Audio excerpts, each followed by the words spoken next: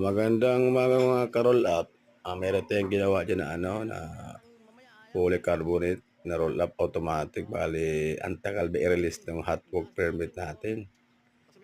Nakapagsimula kami 11:30 nakapag-welding kami. Pero yung plate na layout namin yan, naka-tick screw lang. Yung sa bracket kasi hindi pwedeng hindi tayo mag-welding kasi nakahang tayo lahat eh. Hirap maglagay ng hindi naka-bracket, mahulog, delikado. Pero okay lang din siya.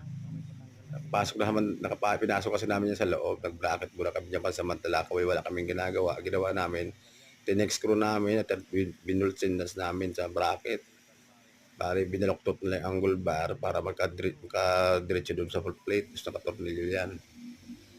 Kaya ganyan na nangyari. Mahirap lagi mo sa mold. Kailangan sigurado ang bracket.